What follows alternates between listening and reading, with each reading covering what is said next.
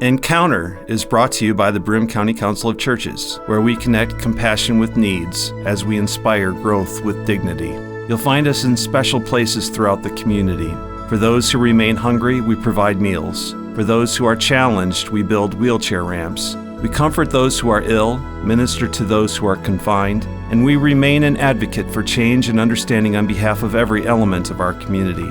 Connect and inspire. Encounter the Broome County Council of Churches. Good morning, I'm Jeff Kellam. Welcome to this week's edition of Encounter.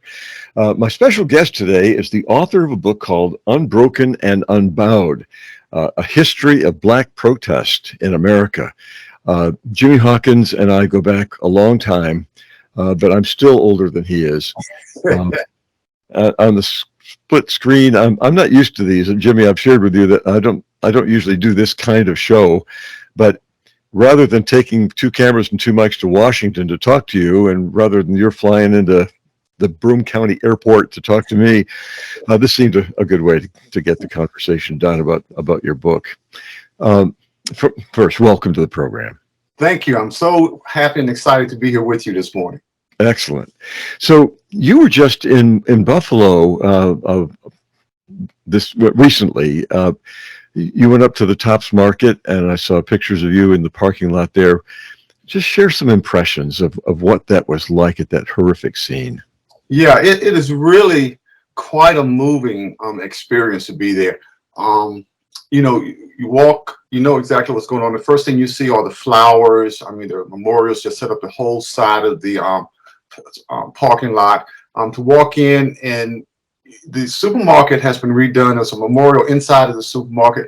It was really a feeling of ambivalence because, I'm glad for the community that they rebuilt the supermarket, because some of the comments I hear said it's desperately needed, but also a sense of you're on hallowed ground. I felt, the question went to my mind as I walked through the supermarket: did something happen right here in this very spot? And you feel really, I struggled with feeling like I was walking over where someone had lost their life. And so I think it's, and I've heard the comments from residents that both positions, some wanted the supermarket rebuilt and stay there, others wanted it demolished. So it was really a very solemn experience. There is a memorial there too. Is that in the parking lot or in the store? It's in the store. When you walk in at the entrance to the immediate left, it's quite beautiful. It has water raining down, and then words on the inside. It's a huge brown plaque that's there. Right. Well, I'm glad you were there, and I'm glad you got to talk with some residents too. That's both fits in with your position as director of the Office of Public Policy, Public Witness. Public Witness. Yes. Of the Presbyterian Church USA. You're based in Washington, D.C. The office before COVID was in the Methodist building, which is very ecumenical. And it's right there, just really across the street from the Supreme Court building, I think. Yes. We were right across the street from the Capitol and the Supreme Court. And I'm serving as the director for both of our advocacy offices. We merged them recently, where we have a UN office as well in New York, and I serve as the director there and for the Washington, D.C. Office of Public Witness. So tell me, before we get into the book is called Unbroken and Unbowed. It's published by Westminster John Knox Press. But tell me a little bit about your work as an advocate, as an interpreter of what's going on in Washington to the church, and an interpreter to Washington about what's going on, what the church's views are. Yeah, it's the Presbyterian Church has been engaged in spiritual advocacy in a political forum for the last 70 years. And we have a Washington office. We engage with members of Congress, with the State Department, and also with the White House, especially during this administration. There's been a lot of engagement dealing with issues of the public policy positions of the Presbyterian Church, dealing with health care, living wage, trying to make sure that the laws that are produced are beneficial to American citizens and to global citizens. And also the UN office directly interfaces with the United Nations. They are part of committee meetings. They have the opportunity to engage in the building and really to be a voice for the church to ensure a just society. That comes out of your experience. We knew each other at the Presbyterian's Graduate School for Christian Ed in Richmond, which is now part of the Union Presbyterian Seminary. Your journey led you from that school with your master's there to seminary. Mm-hmm. And then where'd you go from there? Yeah, I pastored in 2 different states for over 25 years. I was in Virginia for 5 years and in North Carolina at the same church for 20 years in Durham, North Carolina at Covenant Presbyterian Church. I think they would appreciate that shout out. Right. And I can hear that southern twinge in your voice. You know, I find myself every once in a while, even though I was born in upstate New York and just nearby Endicott, but every once in a while, the pronoun I is pronounced ah. You know. Amen. Yeah. Now the book, I assume that the book came out of more than just Colin Kaepernick and the Black Lives Matter movement. You've had this on your mind for some time, I'm sure. Tell me when it first occurred to you that this had to be chronicled, this idea of Black protests in America. Yeah, you're right. I've always wanted to write a book, and it's been a godsend in my life. I consider God to be my muse because, you know, I'm 63 now, and for most of my life, I had that desire. Wait. You're 63? Yes, I'm 63. God bless. How old is that me? I'm sorry, Jim. Yeah, because I always wanted to do that, and really just never felt the inner motivation, to be honest. And to be honest, Jeff, not the confidence. Well, you know, I want to, but I don't know if I can. But I was a Black history major in undergrad at North Carolina Central in Durham, and you know, I've started collecting Black history books. So that's what you see behind me. All of these, most of them, 90% of them are books on Black history and obviously theological education works. But then when the Colin Kaepernick thing started happening, and then, you know, I felt that there was a lot of misunderstanding, not only of what he was doing, but also a Black protest. And it's often deemed unpatriotic. It's often deemed unnecessary, that change is happening in the country. And I think all of that kind of climaxed during that period where, and I said, well, I'm going to write an article. And that was my first response. And then I said the article turned into a chapter, and it just kind of took on a life of its own. And so I think all of that desire over the decades just kind of poured out back in 2017 when I first started writing. Yep. And the idea of putting this book together with your own background, with the reading that you've done, your college major, mm-hmm. and then what was it like to be in Richmond, Virginia, the capital of the Confederacy, to go to school for you were there for 2 years, or were you there at seminary too? No, it's for 2 years, the 2 years that you wouldn't let me leave Richmond, Virginia. Yeah. Yes. Yeah. It's quite interesting. You know, Richmond is a very interesting place. It's the capital of the state. It has diversity as far as its racial demographics. But I remember being there, and there was some racial tension. I felt just what I read in the newspaper, because obviously I spent most of my time on campus. It's the capital of Confederacy, and part of that is still there. You know, they recently removed, I think it was Lee's statue from, what's that, Memorial Drive, that they took the statue off of? Monument Avenue. Monument Avenue. Yeah. The monument. You know very well that when you drive down Monument Avenue, it's a monument to the Confederacy. And it had this huge statue in the middle of the street. And so that would always strike me. And I always noticed that the spirit of support for the Confederacy was always still alive in that city. So, but Richmond also, I think, it started making some very progressive moves. I think it has a Black mayor now, and he's not the first one. It also has an African-American museum that it recently constructed.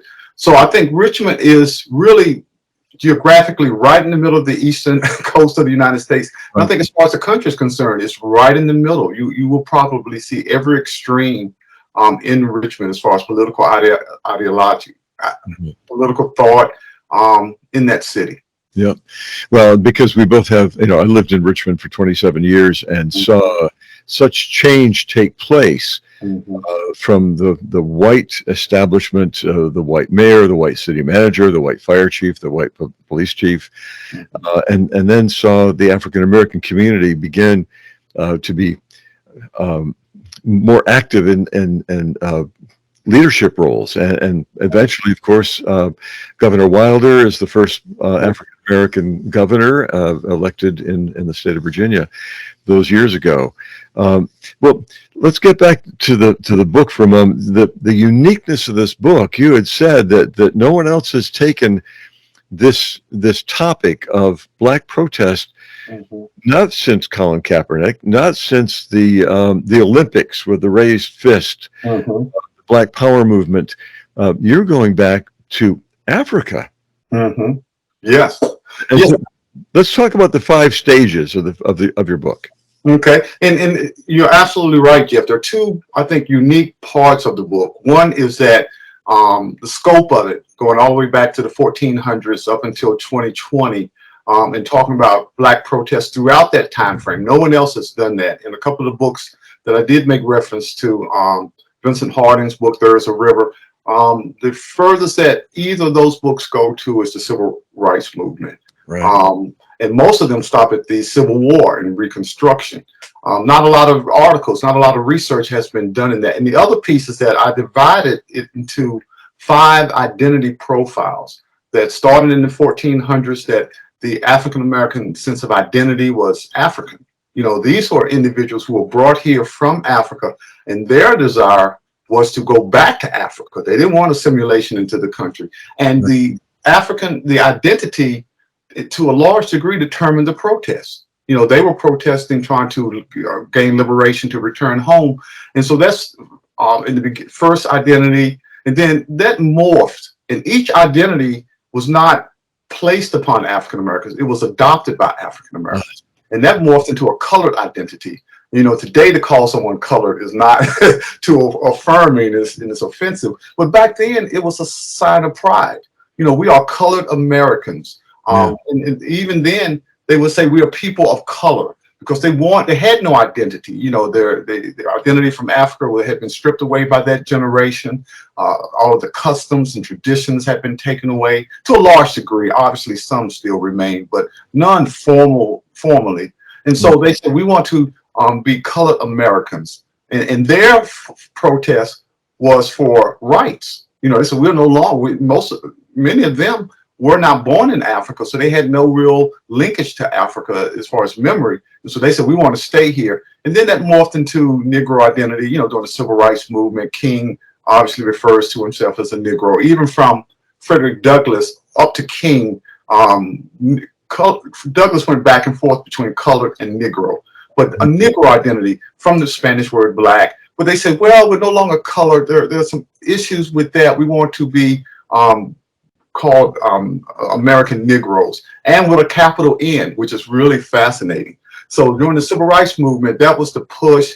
And then obviously we know that in the 60s, that morphed into the identity of being Black, with Stokely Carmichael, Black Power. Black is beautiful. James Brown, Say It Loud, I'm Black and I'm Proud. And during that period, it was, I think, it also represented a self-awareness that we are Black people, and also a Pan-African identification, wherein, especially with W.E.B. Du Bois, not only about the African-American experience, but the experience around the world of Black people in the Caribbean, in Africa, along that line. And then after that, in 1988, Jesse Jackson spoke in New York. He says, well, we no longer want to be called Black or Negro. We want to be African-Americans. And he really pushed off that whole conversation. And the New York Times, I think, was the first major publication that responded and said, well, if that's the title you want, we affirm that. And from that point on, utilize African-American. And Jesse was saying it's not only skin color, but it's culture as well. And so we want, like Italian-Americans, we want to have a sense of linkage to the homeland, to the motherland, but also the fact that we are Americans as well. So I kind of laid it out in that way. And for me, it was very interesting, because Lerone Bennett Jr. especially, and others, had written articles on Black identity. and how and so I kind of followed their format, but they really, again, looked at it. Most of them looked at it 2 or 3 identities, but I felt that there were 5. And the original title of the book was A History of African, Colored, Negro, Black, and African American a protest. Congratulations on editing that down. Well, I think my publisher for that, he says, well, that might be a little much. Yeah. No, I love the title because let's talk about where the title came from. First, let me remind our viewers and listeners that we're talking with the Reverend Jimmie Hawkins, who is the director of the Office of Public Witness of the Presbyterian Church USA, the author of a new book called Unbroken and Unbowed, A History of Black Protest in America. Unbroken and Unbowed. Where did that come from? Yeah, that has been a catchphrase within the Black community. I think especially with politicians. Shirley Chisholm talked about that she was unbought. And so I played with it back and forth, but I came up with Unbroken and Unbowed really to talk about Black resiliency, the Black spirit. And I think in the beginning, I talked about how the response of Black people to oppression in this country has not been hatred or anger, but Black people, African Americans, are very loyal to the country. And in that sense of loyalty has remained in a sense of being patriotic. I mean, I'm really amazed. And so their spirit, they still want to be full American citizens. They want to be a part of society.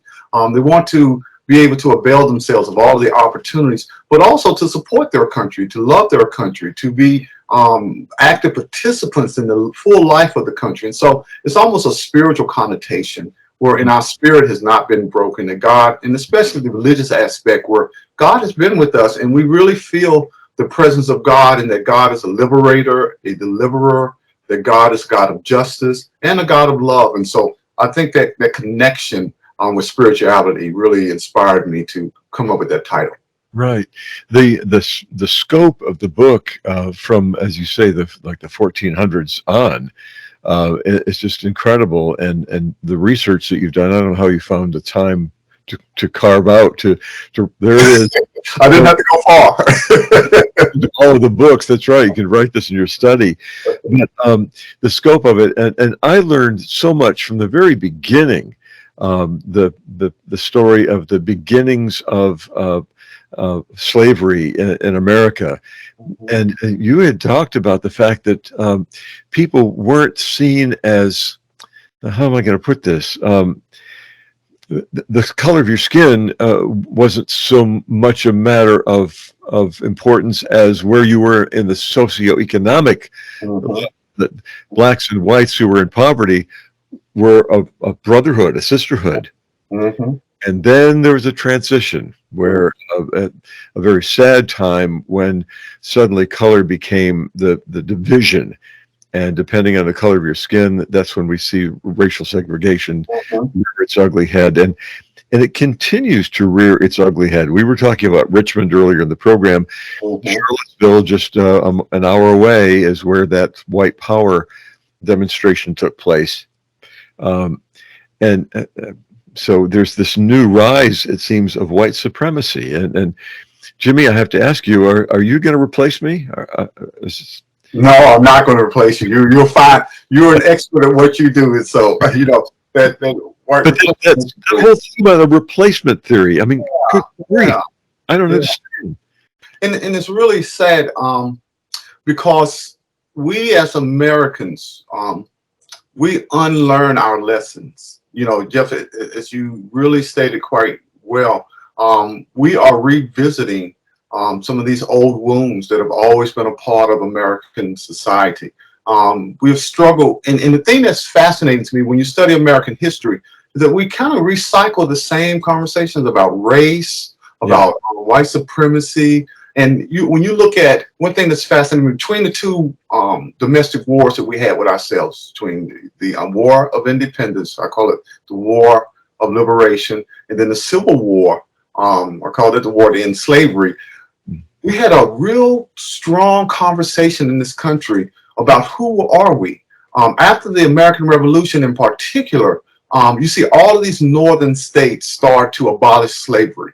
And that was a direct result of the American Revolution. Said, well, if we as a nation are to be free and independent, should not all of our the residents and citizens here be independent? And so we lost, and as a matter of fact, it was called that time period by some historians the unfinished revolution, because we were dealing with the issue of race and white supremacy, and we really missed an opportunity that ended in the Civil War.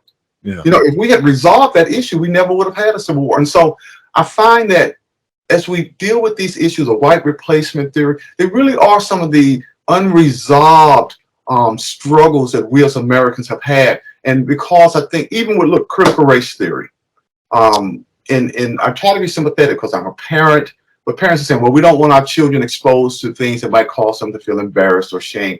Children are resilient. The problem is not with the children here, it's the parents don't want to engage in these conversations.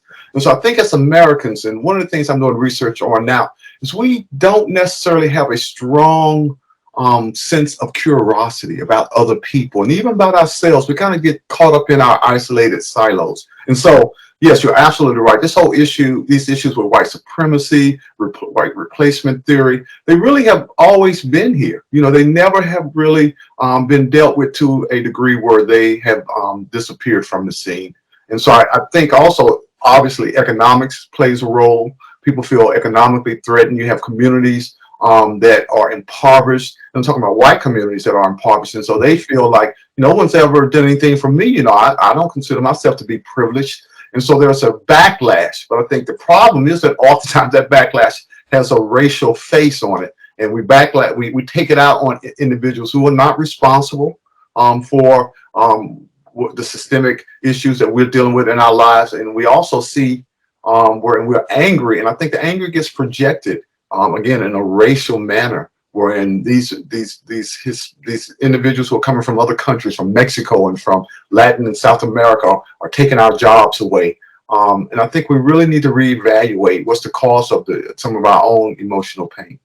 Well, certainly the immigrants coming from south of the border are people of color. Mm-hmm. And we seem very open, and I'm not being critical of our openness to immigrants from the Ukraine, for example, but I think there's still that ingrained prejudice. And I saw on a news program just recently a park that had reopened, and I can't remember the city, that had been a part of a segregated park for the blacks on one side, park for the whites on the other.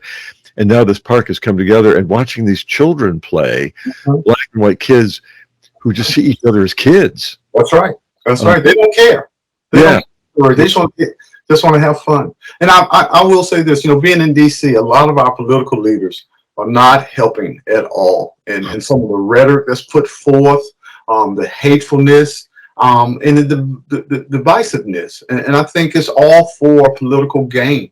And I think it's a sad reflection on our political leaders who go to DC as what we used to refer to them as public servants. I think that's been completely dropped now. And so we've got such partisanship and divisiveness politically. And I really place a lot of it at the feet of our political leaders. I think they have got to do better.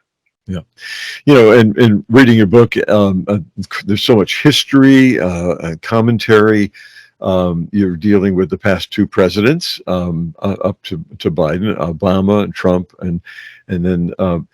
But I have to say that you really hooked me when you got into the pop culture. That I never, you know, Black protest includes all these songs from the 60s and 70s.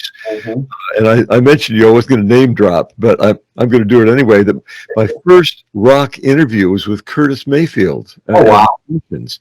They were at what was called the Mosque Auditorium in Richmond. And he said, our music comes from the church. Wow. So we learned our music from the church, and so our music is spiritual music. So whether it's people got to be free or whatever. So we have a couple of minutes left. Talk about the role of the church, not necessarily our denomination, but what's the role of the church in facing the issues of racism in our society? Oh, I definitely, it's not only by being a minister, but by growing up in the church. I think there are two, I would say, two dimensions to the role of the church. One, for the Black church, protest has always gone hand in hand. From the moment that the first enslaved men and women embraced Christianity, they began to learn more about it, and especially when they came into knowledge of the book of Exodus, and you have these slaves who are liberated by God. You get to the prophets, all they talk about is justice. You get to Jesus, and Jesus talks about the fact that, we're to love God, to love our neighbor, to love one another. He says in Matthew 23:23, he criticizes the religious leaders, says, you have neglected justice. How could you do that? And so for the Black church, it's interesting because political activism and divine worship have always gone hand in hand. You look at the slave revolts, most of them were led by Black preachers. And it's really amazing. Howard Thurman told this story when he was still living, this African-American chaplain, and he in Morehouse, and he talked about how his grandmother would tell the story of the Black slave preacher who would come, who was formerly a slave preacher. He would say to the enslaved men and women, so you are somebody. So you are important to God. You are beloved by God. So religion has always played in a major role in liberation in this country. And when you look at the history of this country, and I'm fascinated by this, almost up until modern days, every protest movement has had men and women of faith involved. The abolitionist movement, the church was just actively involved. Churches were a part of the Underground Railroad, Black and white churches, especially almost every Black church. The Quakers, as a denomination, were conductors in the Underground Railroad. I mean, they rejected slavery as a whole. And then you see the Civil Rights Movement. Has there ever been a more church-led movement in the history of the world?